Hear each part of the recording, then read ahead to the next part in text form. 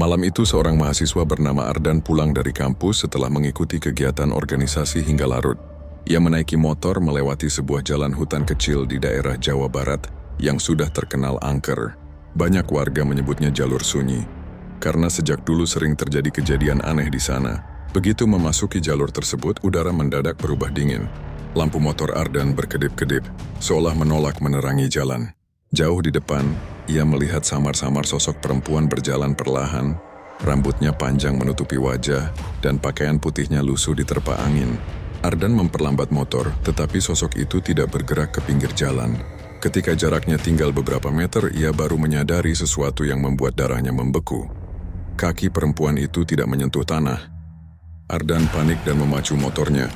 Namun tepat saat ia hendak melewatinya, perempuan itu menoleh. Wajahnya pucat, matanya kosong memandang lurus ke arah Ardan. Ia sempat melihat bibir perempuan itu bergerak, seperti mengucapkan sesuatu yang tak terdengar. Setelah berhasil melewatinya, Ardan tidak berani menoleh ke belakang. Tapi ia merasakan motor yang ia kendarai menjadi semakin berat. Seperti ada seseorang yang menumpang di jok belakang. Tangannya bergetar saat memegang gas. Begitu keluar dari jalur hutan, motor Ardan akhirnya mati total. Ia menepi dan mencoba menenangkan diri. Saat hendak menyalakan motor kembali, ia mendengar suara samar perempuan berbisik di telinganya. "Jangan kembali." Ardan menoleh cepat, tetapi tidak ada siapa-siapa. Jalanan sepi. Namun dari sudut matanya, ia melihat bayangan rambut panjang menjuntai di dekat kaca spion motor. Bayangan yang tidak seharusnya ada di sana. Dalam kepanikan, Ardan berusaha menyalakan motor dengan tangan gemetar. Setelah beberapa kali mencoba, motor itu akhirnya menyala.